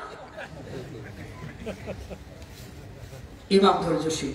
অথচ ইমাম যদি কোরআনের হক কথাগুলো বলতে চায়, অনেক মসজিদের সভাপতি আছে, তার মানে হুজুর আপনার কথা কিন্তু হচ্ছে না, বেতন কমায় ফেলাবো। কথা বল না কেন? তাহলে ইমাম ধৈর্যশীল, যে মার খাইলো সে ধৈর্যশীল। আমাদের সমাজে যে মার খায় কোন দুর্বল লোক, তারে আমরা ধৈর্যশীল বলি। কিন্তু আজকে আপনাদের আমি শেখাবো শুধু মার খাওয়া ধৈর্য না, মাঝে মাঝে মারাও ধৈর্য। এত জোরে কথা বলেন ঠিক? মাঝে মাঝে মারা কি? আরে ধৈর্য। মাঝে মাঝে মারা কি? আমি এবার দেখেন বাবাজি, এবার একটা উদাহরণ দেই। মারা যে ধৈর্য, এটা আপনারা খুঁজে পাবেন। একজনের সাপে তাড়া করেছে, সাপের তাড়া খাইয়া লোকটার মাথায় 3টা বুদ্ধি আছে। 1 নাম্বার বুদ্ধি, এমন জোরে দৌড় মারবো সাপে আমার ধরতে পারবে না। একটু বলি আপনারা, সাপে আমার ধরতে পারবে না। 2 নাম্বার, সাপের সামনে হাত জোর করে দাঁড়িয়ে সাপের একটা গান শোনা দেবো। কি গান শোনাবেন? আমার গায়ে যত কামড় সয় বন্ধু আরে কর তোমার মনে জানালয়। মানে আমার গায়ে যত কামড় সয় তুমি কামড়াতে থাকো, আমি হুজুর মানুষ, তোমার কিছুই বলবো না। আল্লাহ কইছে ইন্নাল্লাহা মাআস সাবিরিন। 3 নম্বর, লাঠি একটা ভাঙবো, ওরে পিটাইয়ে পিটাইয়ে ফুল বানার করে ভাঙাবো। তাহলে 1 নম্বর, এমন জোরে দৌড় মারবো সাপে ধরতে পারবে না। 2 নম্বর, সাপের সামনে হাত জোর করে হয় গান শোনাবো না ওয়াজ শোনাবো। 3 নম্বর, লাঠি ভেঙে ওরে পিটায় মারবো। আপনারা কয় নম্বরে চাপ দেবেন? আরো জোরে। 3 নম্বরে কি ছিল? হ্যাঁ, লাঠি। লাঠি দিয়ে মারলে আপনারা খুশি হন? সাপে কি অন্যায় করেছে বলেন? সাপের অন্যায়ও আপনারা কামড়াইতে চাইছে, ঠিক না? এই অন্যায় যদি তারে আপনি পিটাইলে খুশি হন, তাহলে মসজিদে যারা কোরআনের হক কথা বলতে দিতে বাধা দিয়েছে, কোরআনের মাহফিলে যারা অনফর্টি করে জারি করেছে, আমরা কি তাদের নরম নরম শোনাবো না ওদের লাঠি দিয়ে মোকাবেলা করব? হ্যাঁ, এইটাই ধৈর্য। এটা কি এতদিন ওয়াজ শোনাইছো বাবু? এটা আমার ছেলে এতদিন ওয়াজ শোনাইছে ইন্নাল্লাহা মাআস সাবিরিন। এইটা মাই খায় আমরা কই ইন্নাল্লাহা মাআস সাবিরিন। হুজুর আজকে কিন্তু শিখাই দিয়ে গেলাম, পানি দিয়া যাবে না, এমনি ওটা ঠিক হয়ে যাবে। কারেন্টের লোক কোথায়? কারেন্টের লোক কই? মাইক অপারেটর কই? মাইক অপারেটর কই? কোথায় গেছে তা? শোনেন আমি বলি,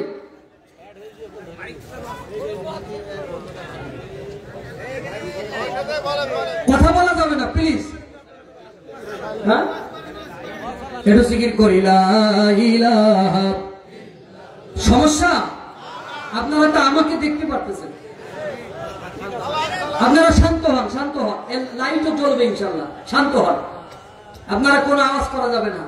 একটা তাকবীর দেই, লিল্লাহে তাকবীর। মাইক অপারেটর কি ওখানে আছে? তুমি আসো, কি কোনো সমস্যা? আচ্ছা, এটা ঠিক করতেছে, আপনারা বসেন, ধৈর্য ধরেন। যে কোনো মুহূর্তে একটা সমস্যা হতেই পারে, ইলেকট্রিক ব্যাপার, ঠিক না? তো এখন কি হলো, কোন জায়গায় রাখলাম? লাঠি দিয়ে মারলে আপনারা খুশি হন কেন? সাপ অন্যায় করেছে, ঠিক কিনা? তাহলে এখন থেকে যারা অন্যায় করবে, তার মানে আল্লাহর দ্বীনের কথা বলতে দেবে না। আমরা তাদের নরম ওয়াজ শোনাবো না। একবার আলহামদুলিল্লাহ করলে জান্নাতের ভিতরে এমন গাছ জ্বালাবে যে গাছের নিচে দিয়ে আরাবিয়ান হক 70,000 ফল তুললেও গাছের ছায়া পোড়াবো না। এই ওয়াজ আমরা শোনাবো না। আমরা তাদের লাঠি রেখে ওয়াজ শোনাবো। আমার নবীর হাতে লাঠি ছিল না, তরবারি থাকতো না। বন্ধুগণ আমার, তাহলে এখানে আমরা কি শিখা দিলাম? যে শুধু মার খাওয়া ধৈর্য না, মাঝে মাঝে মারাও কি ধৈর্য। একটা আয়াত শুনি, ইয়া আইয়ুহাল্লাযিনা আমানুসবিরু ওয়াসবিরু ওয়ারাবিতু, হে ইমানদাররা সবরের পথ অবলম্বন করো। ওয়াসবিরু মানে বাতিলের বিরুদ্ধে দৃঢ় হও, শক্ত হও, কঠিন হও। তার মানে বাতিলের বিরুদ্ধে তুমি রুখে দাঁড়াও। এটার নাম ফরজ, এটার নাম সবর। এটার নাম কি? এটার নাম সবর। সম্মানিত বন্ধুগণ আমার, তো এখন কি হলো? হযরত মূসা আলাইহিস সালামের জাতির লোকেরা মার খাচ্ছে। হযরত মূসা আলাইহিস সালাম তার জাতির লোকদেরকে সবর করতে বললেন, আল্লাহর কাছে সাহায্য চাইতে বলে হযরত মূসা আলাইহিস সালাম দোয়া করলেন। ওয়াকালা মূসা রব্বানা ইন্নাকা আতাইতা ফিরআউনা ওয়া মালাআহু যিনাতাও ওয়া আমওয়ালান ফিল হায়াতিদ দুনিয়া। আল্লাহ রাব্বুল আলামিন, তুমি ফিরাউন এবং তার সরদারদেরকে শোভা সৌন্দর্য দান করেছে, এজন্য তারা তোমার পথ থেকে মানুষকে বিপদে নিয়ে যায়। ওয়াল্লাহ রব্বানা তাবিস আলা আমওয়ালিহিম, আল্লাহ তুমি তাদের সম্পদগুলো ধ্বংস করে দাও। ওয়াসদুদ আলা কুলুবিহিম, তাদের অন্তরের মধ্যে তুমি একটা তালা মেরে দাও। ফালা ইউমিনু হাত্তা ইয়ারাওয়াল আযাবাল আলীম। আল্লাহু আকবার। আল্লাহ দুনিয়াতে যতদিন পর্যন্ত দুনিয়ার আযাবের মুখোমুখি না হবে ততদিন পর্যন্ত ঈমান দিবা না। তার মানে এর থেকে আমরা বুঝে নিলাম যে যার তার জন্য দোয়া করা কথা বলতে কেন। লাইট না থাকলে সমস্যা কি এবার বুঝেছেন? যে এখন কিন্তু আপনারা আমার কন্ট্রোলে আর নাই, না নাই। অনেকটা আপনি লাইট আসলে বুঝবেন যে আমার কন্ট্রোলে নাই, এটা লাইট আসলে আপনি বুঝবেন।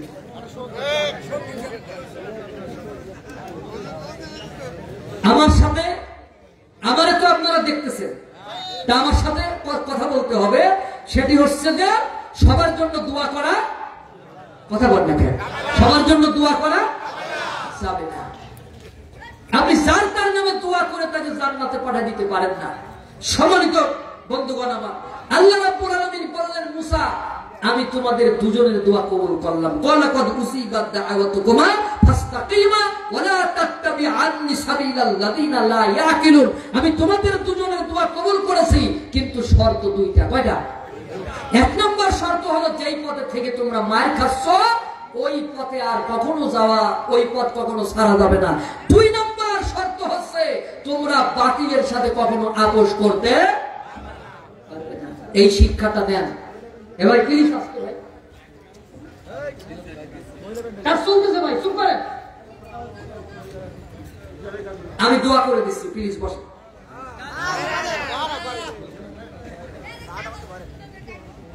বন্ধুগণ আমার, সময় হয়ে গেছে দোয়া করা। এখন বাজে রাত 12টা, মানুষ থাকবে এত রাত পর্যন্ত। তো সবার জন্য দোয়া করা, সবার জন্য দোয়া করলে তা কবুল হবে না। আবার দোয়ারও দরকার আছে, আছে কিনা বলেন? দোয়ার দরকার আছে কিনা? দোয়ার দরকার আছে। তো হযরত মূসা আলাইহিস সালাম তিনি দোয়া করলেন, আল্লাহ বললেন দোয়া কবুল করলাম, মাত্র দুইটা শর্ত আছে। কয়টা শর্ত? দুইটা শর্ত আছে। এবার আমার দিক তাকান। এখন আপনারা আমার নিয়ন্ত্রণে থাকতে পারবেন, কারণ আই কন্টাক্ট হবে আপনাদের সাথে আমার। চারটে রড লাইট ভেঙে গেছে, সেই জন্য এখানকার সমস্যা। আচ্ছা যাই হোক, একটা তাকবীর দেই, লিল্লাহে তাকবীর, আরো জোরে লিল্লাহে তাকবীর। চারটা রড লাইট ভেঙে দিয়েছে রোডে, যে কারণের জন্য এখানে সমস্যা। তো যাক, আল্লাহ হিফাজত করুক, আল্লাহ রহমত করুক। এখন আপনারা ধৈর্য ধারণ করে বসেন, আমার দিক তাকান। সম্মানিত বন্ধুগণ আমার, তো একটা হাদিস আপনাদের আমি শোনাই, আমার দিক তাকাবেন। এই হাদিস যখন আমি শোনাবো তখন আপনারা মন দিয়ে হাদিস শুনবেন। আর মুআয ইবনে জাবাল রাদিয়াল্লাহু তাআলা قال النبي صلى الله عليه وسلم خذوا العطاء মাদামা আতা ফাইজা সরা রিসওয়াতুন আলা দ্বীন। আর মুয়াজ ইবনে জাবাল থেকে বর্ণিত, তিনি বলেন দান এবং উপঢৌকন গ্রহণ করতে পারো যদি তা দান এবং উপঢৌকন থাকে। তা যদি দিনের পর্যায়ে ঘুষের পর্যায়ে পড়ে তা তোমরা গ্রহণ করতে পারবে না। এখানে শুধুমাত্র একটি কথা বলি, আলা ইন্নাহু সায়াকুনা উমারা, অচিরেই তোমাদের মধ্যে এমন সব শাসক আসবে ইয়াখদুনা লাকুম, তারা তোমাদের সব বিষয়ের ফয়সালা করবে। ফাইন আতাতুমুহুম, যদি তোমরা তার কথা মেনে নাও, ইয়াদিল্লুকুম, সে তোমাদের পথভ্রষ্ট করবে। ওয়া ইন আসাইতুমুহুম, যদি তোমরা মেনে না নাও, কাতালুকুম, সে তোমাদের হত্যা করবে। আমরা বিগত দিনে কি দেখছি? আমরা বিগত দিনে দেখছি তার কথা যে শুনেছে প্রমোশন পেয়েছে, পদ পেয়েছে, তার কথা যে না শুনেছে সাথে সাথে তাকে জেলখানায় ঢুকাইছে। ঠিক না বলে? এই কথাটা মনে রাখবেন বন্ধুগণ আমার। আল্লাহ রাব্বুল আলামিন মুসাকে ডাকতে বললেন, মুসা আমি তোমাদের দুজনের দোয়া কবুল করলাম। ফাআওহাইনা ইলা মুসা আন আসরি বিইবাদি, তুমি আমার বান্দাদের নিয়ে রাতারাতি দেশ থেকে বের হয়ে চলে যাও।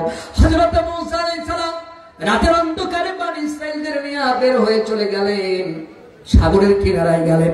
সাগরের কিনারায় যাওয়ার পরে তিন দিক থেকে পানি, একদিকে ফিরআউনের সৈন্যরা ঘেরাও করে রেখেছে। মুসার জাতির লোকেরা বলল, মুসা আমরা ধরা পড়ে যাব, আমরা মারা যাব। যখন তারা পরস্পর দুই দলকে দেখতে পাইল, ক্বালা আসহাবু মুসা ইন্না লামুদরাকুন, আমরা ধরা পড়ে যাব, আমরা মারা যাব। হযরত মুসা আলাইহিস সালাম বললেন, ক্বালা কাল্লা, কখনো নয়, ইন্না মাইয়া রাব্বি সাইহাদিন, আল্লাহ আমাদের সাথে আছে। আল্লাহু আকবার। আল্লাহ রাব্বুল আলামিন খুশি হয়ে গেলেন। আল্লাহ বললেন, ফাআওহাইনা ইলা মুসা আনিদরিব বিআসাকাল বাহর, আল্লাহ বললেন মুসা তোমার ডান হাতে যে লাঠি আছে এই লাঠি তুমি পানির উপর বাড়ি দাও। বাড়ি দেওয়ার সাথে সাথে একটা দুইটা রাস্তা না, আল্লাহ 12টা রাস্তা তৈরি করে দিয়েছে। সুবহানাল্লাহ। বন্ধুগণ আমার, আল্লাহ বললেন মুসা তুমি তোমার জাতির লোকদের নিয়ে পার হয়ে যাও। হযরতে মুসা তার লোকগুলো নিয়ে পার হয়ে চলে গেল। এবার ফিরআউন এসে যখন ঘোড়াটা রাস্তার উপর উঠাবে, ঘোড়া কোনোভাবেই রাস্তার উপর যায় না, কারণ ঘোড়া চারি পায়ে জামার বুঝতে পারছে এই রাস্তার উপর উঠলে আমার খবর আছে, আমি খামাখা ফিরআউনের জন্য মরবো না। তার মানে আমরা শিখে নিলাম, যদি কোন স্বৈরাচারী বিপদের মধ্যে পড়ে যায়, ওই স্বৈরাচারীদের নেতা কর্মী তো দূরের কথা, ওদের গৃহপালিত পশুরাও তাদের উপকারে আসে না। 5 তারিখে আমরা দেখেছি যেদিন পালায় চলে গেল, ওদিন তার নেতা কর্মী তার কোনো উপকারে আসে না।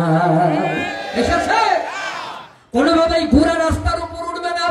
আল্লাহ একটা ফেরেশতার অর্ডার দিলেন, ফেরেশতা তুমি ঘোড়া হইয়া রাস্তার উপর দিয়ে দৌড় দাও। ফিরআউন ঘোড়া হয়ে যখন রাস্তার উপর দিয়ে দৌড়তেছে, এবার ফিরআউনের ফেরেশতা ঘোড়া হয়ে দৌড়তেছে। ফিরআউনের ঘোড়া যখন রাস্তার উপর উঠেছে, ফিরআউনের সমস্ত লোকজন যখন উঠে গেল, আল্লাহ তখন রাস্তারে ডাকতে বল, রাস্তা তোমার উপর কারা উঠেছে? রাস্তা বলে, আল্লাহ দুনিয়ার সব বাছাইকৃত শয়তানের দল, একটা ইমানদার আমার উপরে না, একটা ইমানদার নাই। তার মানে আল্লাহ যদি কাউরে ধ্বংস করতে চায় তাহলে সমস্ত শয়তানদেরকে চিহ্নিত করে, মার্কিং করে, তারপরে তাদেরকে ধ্বংস করে। ঠিক কিনা? যেমন শোনে, হযরত নূহ আলাইহিস সালাম একটা নৌকা বানাচ্ছেন। কে অর্ডার দিল? আরো জোরে কর। আল্লাহ অর্ডার দিল, একটা নৌকা বানাচ্ছে। কাফিররা এসে বলে, হে নূহ তুমি নৌকা বানাচ্ছ কেন? যে দেশে পানি নাই, নদী নাই, খাল নাই, বিল নাই, সে দেশে তোমার নৌকা দিয়ে কি হবে? মুসা কয় যে আল্লাহ গজব দেবে, আল্লাহ পিলার বন্ধ দেবে। ওরা হাসাহাসি করে, ঠাট্টা করে, মুসাকে উস্কানি দেয়। হযরত মুসা আলাইহিস সালাম মনে মনে কষ্ট পায়। নৌকা হয়ে গেল। সে আমল ফতোয়া ছিল, একজন ফতোয়া দিল, মুসা আমাদের শত্রু, মুসার নৌকায় যে পায়খানা করবা সে বিনা হিসাবে জান্নাতে যাবা। নূহ আলাইহিস সালামের নৌকায় যে পায়খানা করবা সে বিনা হিসাবে জান্নাতে যাবে। আল্লাহ কিভাবে মার্কিং করতেছে দেখেন, সবাই পায়খানা করতেছে, তারা জান্নাতে যাবে। কিসে যাবে? জান্নাতে যাবে। এক বুড়ি কয় সবাই জান্নাতে যায়, গেল আমি যাইতে পারবো না, তা কি হয়? অনেক কষ্ট করে উঠেছে, উঠে যখন বুড়ি পায়খানা করছে, দুর্বল হয়ে বুড়ি মাথা ঘুরে পড়ে গেছে, জনমের মতো পায়খানা খাইছে। কেমন নৌকা চিন্তা করেন আপনি?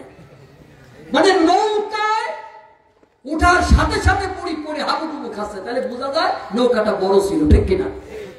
এখন বুড়ি তো শক্তি ফিরে পাইছে, মানে সালসার মতো কাজ করেছে পায়খানা, শক্তি ফিরে পেয়ে বুড়ি উঠেছে, বাড়িতে যাচ্ছে, ছেলেরা তাকায় তাকায় আছে। বুড়ি চিন্তা করে আমি বুড়ি মানুষ, আমার গায়ে পায়খানা লেগে আছে, ওরা আমার মধ্যে কি এমন পেয়েছে যে ওরা আমার দিকে হাসাহাসি করতেছে। কিন্তু বুড়ি তো জানে না বুড়ি 16 বছরের যুবতী হয়ে গেছে। বুড়ি এখন বাড়ি গেছে, গোসল করে নিজের দিকে তাকায় নিজেরই চিনতে পারতেছে না। এখন বুড়ির কাছে সব লোক ভিড় করেছে, কি ব্যাপার, তুমি কিভাবে যুবতী হলে? আমি নৌকার পায়খানা খাইছি, আমি যুবতী হয়ে গেলাম। এখন ওরা নৌকার দিক দৌড়াচ্ছে পায়খানা খাওয়ার জন্য। যুবক যুবতী হওয়ার কার স্বাদ নাই গন্ধ? বিগত সরকারের আমলে দেখেছি 80 বছরের বুড়ো সে বিয়ে করেছে। ওই বুড়ো যদি এরকমের সালসা পাইতো, খাইতো না? খাইতো। এখন পায়খানা খাইতে খাইতে খাইতে পায়খানা সব শেষ, সাত ধোয়া দিয়ে খেয়ে নৌকা যা ছিল তার থেকে আরো বেশি পরিষ্কার হয়ে গেছে। গোটা জাতি যাদের উপর গজব দেবে তাদেরকে সব যুবক আর যুবতী বানায় দিয়েছে। সম্মানিত ভাইয়েরা আমার, কেন বানায় দিয়েছে? আল্লাহ মার্কিং করে তাদেরকে ধ্বংস করেছে।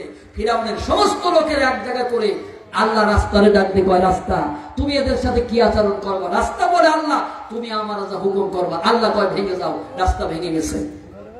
পানির এক ধাক্কায় ফিরাউনের সব লোক শেষ। শুধু ফিরাউন পানির ভিতরে পড়ে বলতে যে ক্বালা আমানতু আন্নাহু লা ইলাহা ইল্লাল্লাযী আমানাতু বিহি বানু ইসরাঈল ওয়া আনা মিনাল মুসলিমিন। ফিরাউন বলতেছে আমি মানলাম সে আল্লাহর উপরে, সে আল্লাহর উপরে ঈমান আনছে বনি ইসরাঈলেরা, আর আমি মুসলমান হয়ে গেলাম। কি হয়ে গেলাম? আমাদের দেশেও এরকমের অনেক ফিরাউন আছে, সে তারাও মরার আগে মুসলমান হয়, পানি খাইতে খাইতে মরে যায়, কিন্তু যৌবন থাকতে তারা মুসলমান হয় না, আল্লাহর জমিনে দিন কায়েমের হুঙ্কারও ছাড়ে না। ঠিক কিনা? তো মরার আগে কেউ যদি ঈমান আনতে চায়, তার ঈমান কি আসলে আসে? ফিরাউনের ঈমান এসেছে? তাহলে ফিরাউন মার্কা লোক যারা এই জমিনে আছে, তারাও মরার আগে যদি কালিমা পড়ে তওবা করে, এটা কবুল হবে। আল্লাহ বললেন আল আনা ওয়া ক্বাদ আসাইতা ক্বাবলু ওয়া কুনতা মিনাল মুফসিদিন। এই তুমি ঈমান এখন আনছো কেন? ইতিপূর্বে তুমি তো নাফরমানদের অন্তর্ভুক্ত ছিলে। সুতরাং ফিরাউনের লোকজন যারা আছেন তাদেরকে বিনয়ের সাথে বলবো যে আপনারা তওবা করেন। কি করেন? তওবা করেন। এখনো সময় আছে, তওবা করে আপনারা ভালো হয়ে যান। সম্মানিত বন্ধুগণ, লাস্ট একটা কথা বলি। আর স্বার্থ ছাড়া বন্ধু বান্ধবের কাছে আসে না, বিনা স্বার্থে দুনিয়ায় কেউ ভালোবাসে না। স্বার্থ ছাড়া ভালোবাসে শুধু শাশুড়ি মা। এই এলাকায় এই ওয়াজ না করি আমার উপায় নেই। কিভাবে টাকায় আছে দেয়? আগে হান্নান এরকমের টাকায় থাকতো।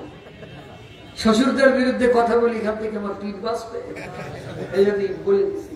স্বার্থ ছাড়া ভালোবাসে কি?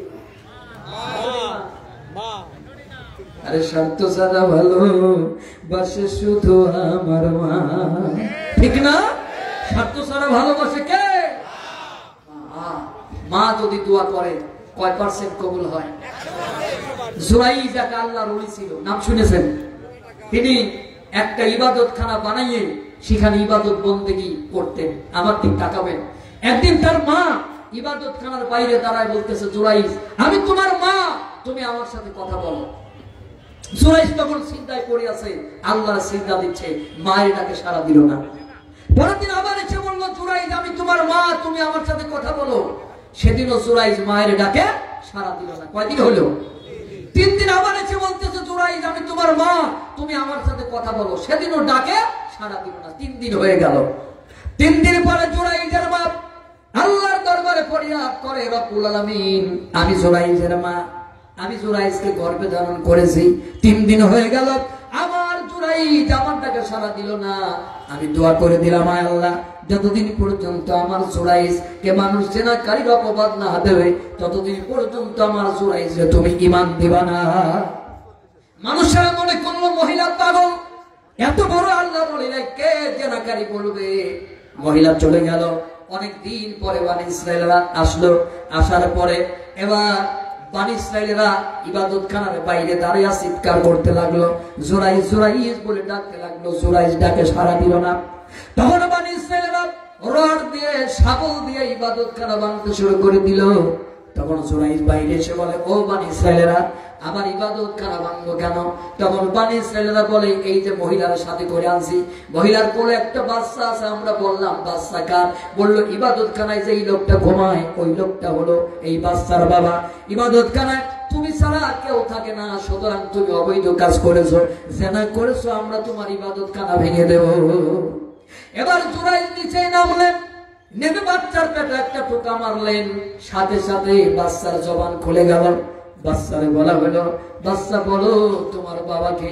বাচ্চা কথা বলতে পারতো না, কিন্তু টোকা মারার সাথে সাথে বাচ্চার জবান খুলে গেল। এবার বাচ্চারে বলা হলো, বলো তোমার বাবাকে। এবার বাচ্চা যে জবাব দিল, শোনার ইচ্ছা আছে কি নাই? সবার আছে? ঠিক আছে, এই আশা নিয়ে বসে থাকেন। আজকে আমরা দোয়া করব, আল্লাহ যদি বাঁচায় আগামী কোন এক অনুষ্ঠানে আপনাদের সাথে দেখা হবে। কারণ এই সব ওয়াজ করে দিয়ে গেলে কমিটিরা পরের বছর আর দাওয়াত দেয় না, সেই জন্য কিছু কিছু ওয়াজ বাঁধায় রাখা ভালো। এই যে একটা পরিলাপ করে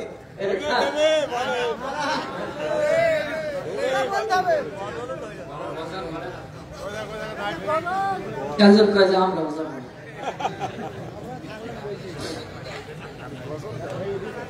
আর একটু ওয়াজ করবো।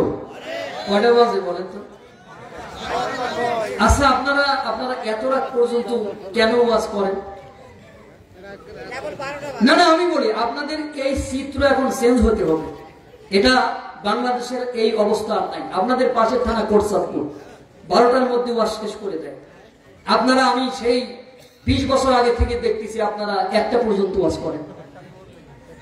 এটা আপনাদেরকে এখন চেঞ্জ করতে হবে, কারণ বক্তারা দূর দূরান্তে যায়। আমি হয়তো আজকে একটু বেশি করে যাচ্ছি, কথা বলতেছি, কিন্তু এটা আগামীতে আর হবে না। আর তাকবীর হোক, লিল্লাহে তাকবীর। আরে স্বার্থ ছাড়া বন্ধু বান্ধব কাছে আসে না, বিনা স্বার্থে দুনিয়ায় কেউ ভালোবাসে না। স্বার্থ ছাড়া ভালোবাসে শুধু আমার মা, ঠিক কিনা? স্বার্থ ছাড়া ভালোবাসে শুধু আমার মা। কাদায়ার খড়কুটা দিয়ে মাটির মূর্তি করে, লক্ষ টাকা মজুরি দেয় মূর্তির কারি করে। আরে কাদায়ার খড়কুটা দিয়ে মাটির মূর্তি করে, লক্ষ টাকা মজুরি দেয় মূর্তির কারি করে।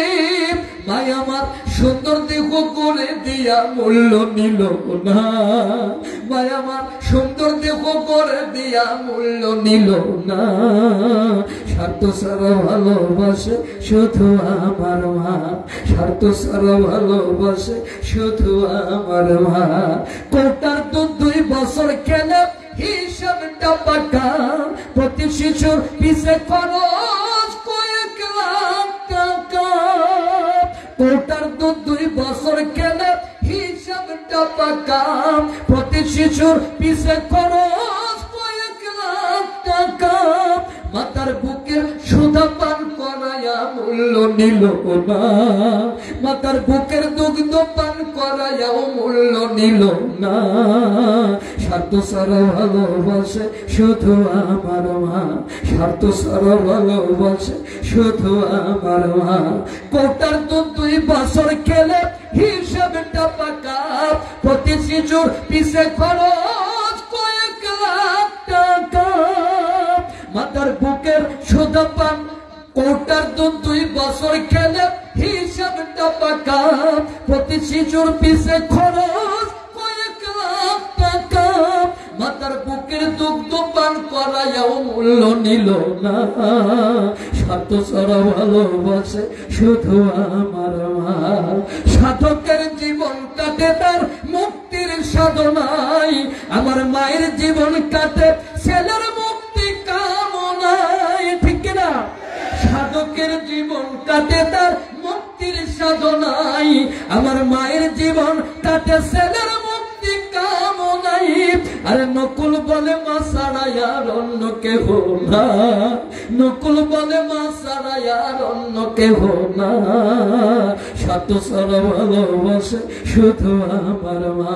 আরে স্বার্থ ছাড়া বন্ধু বান্ধব কাছে আসে না, বিনা স্বার্থে দুনিয়ায় কেউ ভালোবাসে না, স্বার্থ ছাড়া ভালোবাসে শুধু আমার মা, স্বার্থ ছাড়া ভালোবাসে শুধু আমার মা।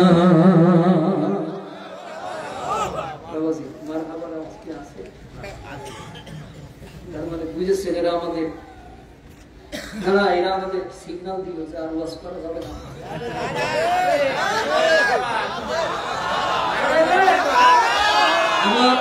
আমার ভালো লাগতেছে যারা বসে আছে বসে আছে, যারা দাঁড়ানো ছিল দাঁড়াই আছে, আরো এখন লোক আসতেছে। রাত 12টার পরে মানুষ ওয়াজ শোনে, আপনাদের না দেখলে বোঝা যায় না।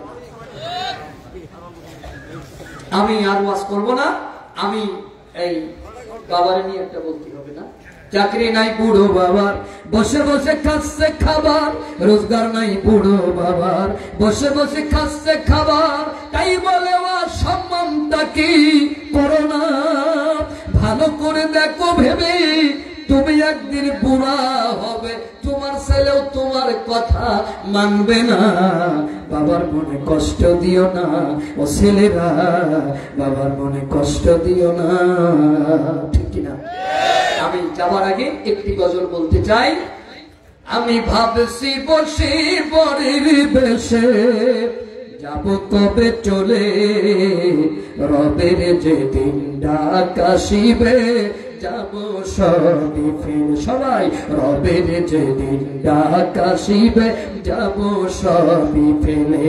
আমি ভাবছি বসে পরের বেশে যাব কবে চলে, রবের যেদিন ডাক আসিবে যাব সবই ফেলে। এই তো সেদিন বাবা গেল গুনতে গুনতে বছর পাঁচেক শেষ, ঠিক না? এই তো সেদিন হান্নান চাচা গেল গুনতে গুনতে বছর খানেক শেষ, ঠিক না?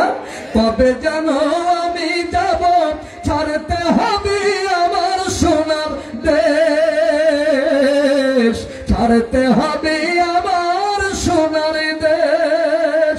আমি থাকব না রে এই ধরাতে, যাওয়ার সময় হলে রবের যেদিন ডাক আসিবে যাব সবই ফেলে। আপন আপন করে যাবে বুকের মাঝে দিলি তুমি ঠাই, লাশ হলে আজকাল তোমাকে রাখবে না রে তোমার আঙ্গিনায়, রাখবে না রে তোমার আঙ্গিনায়, রাখবে তোমায় বাঁশ বাগানে, ওরা রাখবে তোমায় বাঁশ বাগানে, ভাসিয়ে চোখের জলে। প্রভুর যেদিন ডাক আসিবে যাব সবই ফেলে। আমি ভাবছি বসে পরের বেশে যাব কবে চলে, রবের যেদিন ডাক আসিবে যাব সবই ফেলে। প্রভুর যেদিন ডাক আসিবে যাব সবই ফেলে। সবাই ভালো থাকবেন। দীর্ঘদিন পরে আপনাদের সাথে আমার দেখা, তো আমি একটু অনুরোধ করব যে আমরা দোয়া করব। আগে আমি মহেশপুরে যখন প্রথম ঢুকলাম, একটু আসতে, প্রথম যখন আমি ভাষণ আপনাদের এলাকার এই যে আগের সভা বসা